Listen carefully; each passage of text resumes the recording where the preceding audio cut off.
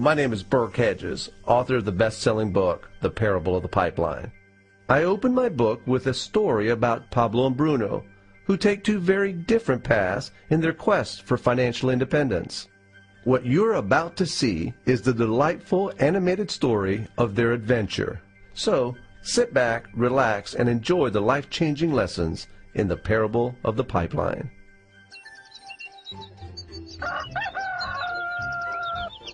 Far away, in a small village, near a beautiful valley, lived two friends, Pablo and Bruno.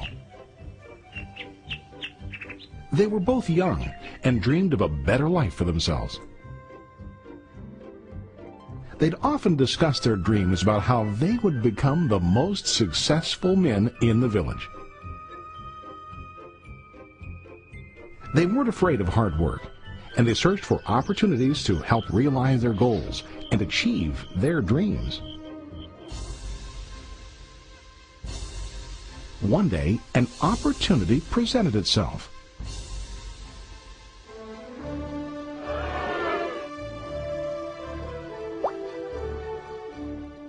The mayor of the village decided to hire two people to bring water from a spring up on the mountain, across the valley, back down to the village. They were to be paid based on the amount of water delivered to the village. Bruno and Pablo enthusiastically got to work.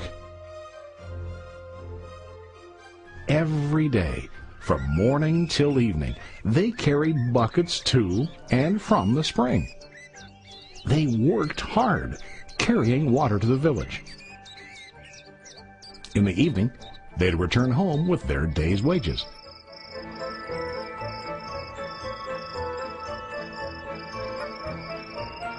Bruno was satisfied with his work and the money he earned. He was sure that with this work he could achieve his dreams. Bruno thought that to increase his wages he could use bigger buckets to bring more water each trip. He believed with a larger income he would soon be able to buy a cow and the house that he dreamed about.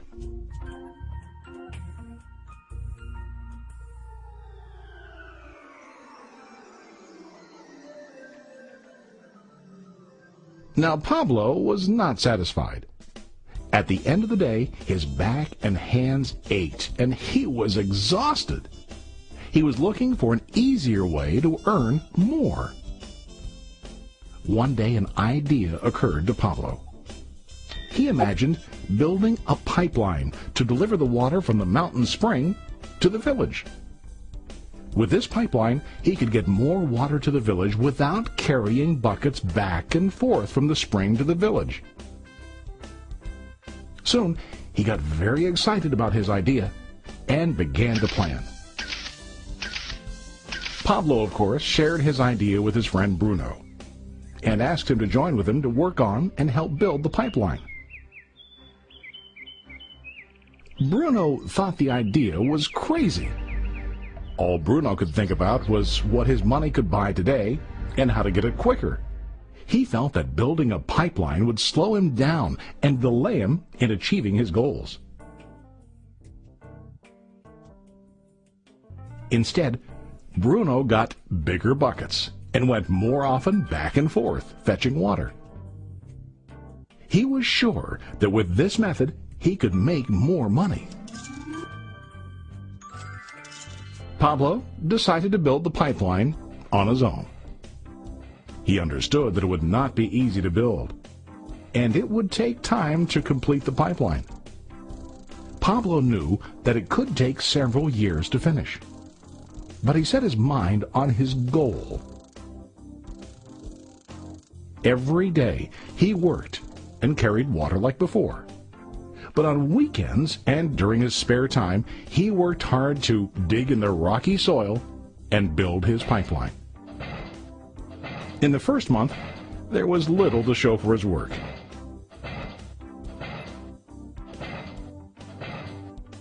Bruno and the villagers laughed and teased him. They called him Pablo the Pipeline Man. During this time, Bruno's income doubled. He already bought a cow and a bigger house. His lifestyle changed. He now spent time after work in the bar, enjoying his hard-earned wages from delivering water.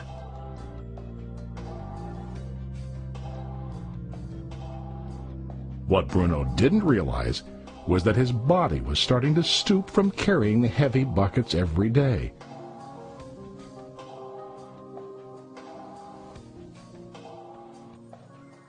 His face looked worn and his body tired. Soon, he began to carry less and less water due to the wear and tear on his body.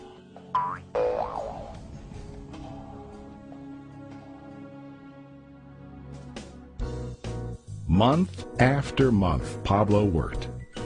Soon a year passed, and then a second year. Finally, Pablo finished his pipeline. He now used his pipeline to deliver water to the village instead of carrying buckets. Pablo was now earning more money than ever before. The water continued flowing to the village, while Pablo wasn't working. While he slept and ate, the water flowed. Pablo was happy and proud of his insight, persistence, and hard work. Now his income flowed as long as the water flowed through his pipeline.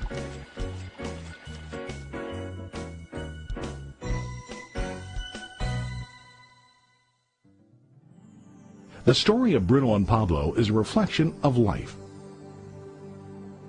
Their jobs symbolize what most people do to earn money. Bruno gets his money using buckets. He goes back and forth, carrying his buckets from the spring to the village in exchange for money. To increase his income, he either has to go more frequently to the spring or to use larger buckets. It's common in real life to increase our income by working harder. For example, working overtime or getting a second job. We also increase the size of our buckets by accepting a higher paying position, which often includes spending more time on the job. Most of us exchange time for money like Bruno.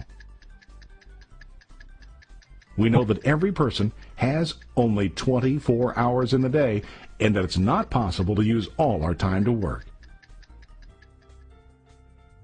The most difficult time comes when we can no longer exchange time for money due to age, health, or other reasons.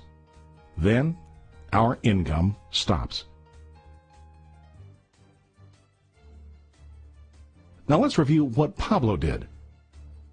Very wisely, Pablo did not exchange all of his time for a limited income, but he used some of his time to build a pipeline.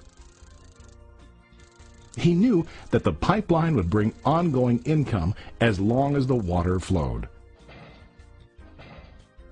An ongoing income that multiplied the time he worked each day.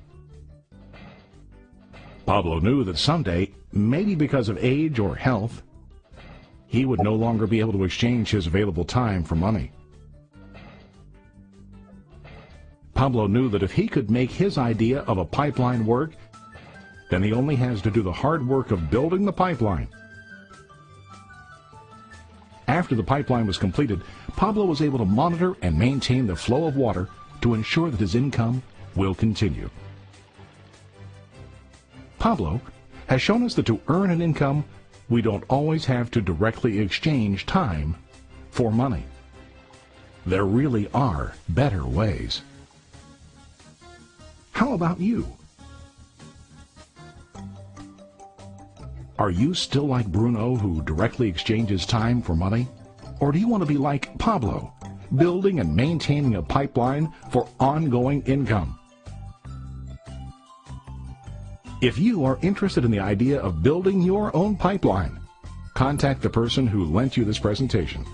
You can start building your pipeline today.